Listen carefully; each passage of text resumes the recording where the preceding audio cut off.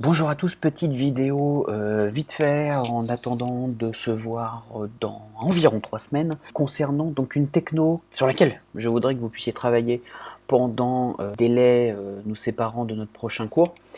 Ce sont les virtual hosts. Alors pourquoi cette demande déjà dans un premier temps? C'est que c'est demandé sur le référentiel, c'est demandé également sur le test de partiel concernant WordPress. Donc il y a une obligation de maîtriser cet aspect-là. Le truc, c'est qu'il s'agit de quelque chose d'un peu technique à réaliser sur la machine. C'est un petit peu comme une install de WordPress ou l'installation notamment de MAMP ou de WAMP, etc. Donc effectivement, c'est intéressant que vous puissiez le faire à votre rythme, chez vous, tranquillement. Je préfère que ce soit fait en dehors des cours, que vous preniez un petit peu de temps vis-à-vis de ça. Si je vais donner la procédure pour Mac, vous trouverez des tutoriels sur PC sans grande difficulté. Première chose, vous avez installé un logiciel à l'origine, soit MAMP, soit WAMP, qui a pour objectif de virtualiser. Comment est-ce que ça marche grosso modo? Eh bien l'idée est relativement simple, c'est que vous tapez localhost dans votre barre d'adresse, ça appelle la carte réseau dit localhost, moi je connais parce que c'est mon propre nom, voilà. C'est inclus dans le système, hein, que vous soyez sur Mac ou sur PC, cette adresse URL, ce nom de domaine. La carte réseau, c'est que c'est lui-même, c'est pas un autre ordinateur. Donc il repointe dans l'ordinateur et à ce moment-là, va aller appeler un dossier précis qui est soit le dossier 3W, soit le dossier htdocs. Et nous, on a travaillé toujours comme ça. Alors, ça pouvait être directement ce dossier ou un sous-dossier, mais quoi qu'il en soit, c'était du contenu dans ce dossier précisément. Ensuite, vous avez l'exécution du fichier PHP qui va se faire, va renvoyer ce code à la carte réseau, qui elle-même va le renvoyer au navigateur. Donc ça, absolument aucun problème sur le fonctionnement. Alors si cette technique elle est largement suffisante, fonctionnelle et correspond à l'ensemble de nos besoins, de nos attentes, elle n'est pas suffisante dans certains cas. La grosse problématique elle est que c'est toujours ce dossier htdocs. Et à partir du moment où je veux travailler à plusieurs endroits ou réaliser des sauvegardes, c'est pas suffisant, c'est pas du tout suffisant. Donc il y a une solution qui consiste à créer d'autres virtual hosts. En fait vous en avez déjà un virtual host, c'est localhost. Mais on peut se dire, bah moi, j'ai plus envie de taper localhost, parce que c'est quand même pas terrible localhost, et j'ai envie d'avoir mon propre nom, et d'appeler mon projet point quelque chose, et quand je tape cette adresse, comme si c'était une adresse internet, eh bien ça m'envoie toujours sur mon ordinateur, ça reste quand même sur mon ordinateur, mais dans un autre dossier. Donc il y a deux intérêts. Un, de ne plus appeler ça localhost, ou de garder localhost, mais effectivement d'avoir un autre nom supplémentaire, et d'appeler un autre dossier qui pourrait être un dossier du disque dur, ou qui pourrait être un dossier dans mon Drive ou dans mon Dropbox. L'inconvénient, effectivement, c'est qu'il va falloir le programmer, ce truc.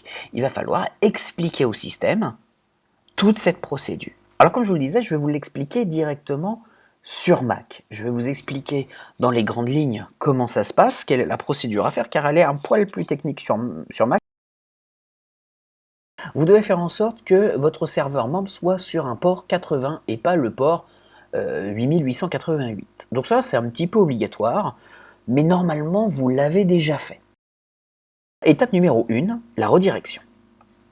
Comme je vous l'ai dit, l'objectif ici, c'est que nos navigateurs, dans un appel normal web, appellent la carte réseau, qui appelle la box, qui appelle le net. Mais nous ce qu'on veut, c'est que lorsque j'appelle un site internet, ça c'est la partie en orange, j'appelle la carte réseau et la carte réseau rappelle le serveur local.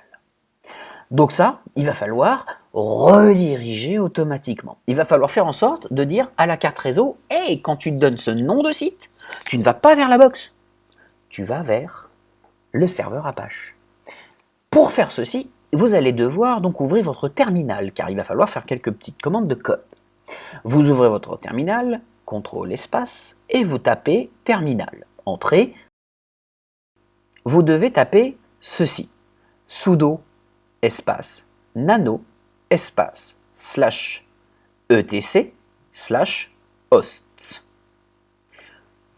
Grâce à ça, ça vous permettra d'accéder à une partie du système et vous demandera automatiquement de saisir votre mot de passe. Une fois que vous avez fait ceci, vous devriez avoir un fichier qui apparaît dans le terminal. 127.0.0.1 localhost. Vous voyez qu'on voit bien ici que le terme localhost renvoie vers l'adresse IP locale. Qu'est-ce que vous devez donc faire ici? Vous devez rajouter votre nouvelle ligne. Vous devez rajouter la ligne 127.0.0.1 et en face, donner le nom du site que vous voulez. Moi ici, j'ai appelé ça testlocal.em, em correspondant à mes propres initiales. On appelle ça comme on veut, on donne le nom d'URL du projet. En soi, vous devez réaliser ça quasiment à chaque projet. Chaque projet doit avoir sa ligne. Vous donnerez le nom différent de votre site, par contre dans tous les cas, ça renverra bien par 127.0.0.1. Une fois que vous avez réalisé ceci, vous tapez CTRL plus X pour quitter. On va vous demander de sauvegarder. Vous tapez Y. Vous faites Entrée pour valider le nom. Ça va écraser le fichier. Donc grâce à ça, vous avez juste fait la redirection. Quand votre navigateur, il va appeler la carte réseau, mais la carte réseau, plutôt d'aller vers l'extérieur, va repointer dans l'ordinateur. Étape numéro 2, vous allez autoriser les virtual hosts. Alors ça, c'est à faire qu'une seule fois. Une fois que vous l'avez fait, vous êtes plutôt tranquille. Vous devez ouvrir le fichier mamp conf apache http.conf et vous devez décommenter cette ligne, vous enlevez le dièse et vous sauvegardez. Attention, à partir du moment où vous devez activer ce système-là, le dossier localhost ne marchera plus. Soit j'utilise le localhost classique, soit j'utilise mes virtual hosts. Ce qui voudra dire qu'il faudra dans l'étape suivante, si vous voulez toujours conserver le dossier localhost, vous devrez le rajouter à la liste de l'étape 3 qui arrivera juste après. Troisième petite étape, vous pouvez créer le virtual host qui vous intéresse. Vous allez ouvrir le fichier mamp conf apache extra httpd-vhost.conf et vous devez ajouter toutes ces lignes-là. Document route, vous allez donner le chemin vers votre dossier.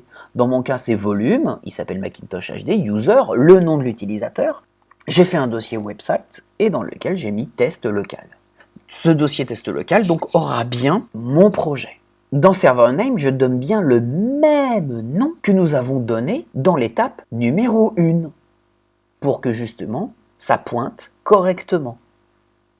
Ensuite, on remet le directory et nous avons quelques options que vous tapez. Vous devez créer ces lignes virtual host pour chacun de vos projets. Vous devez ensuite sauvegarder évidemment le fichier et vous devez redémarrer Apache.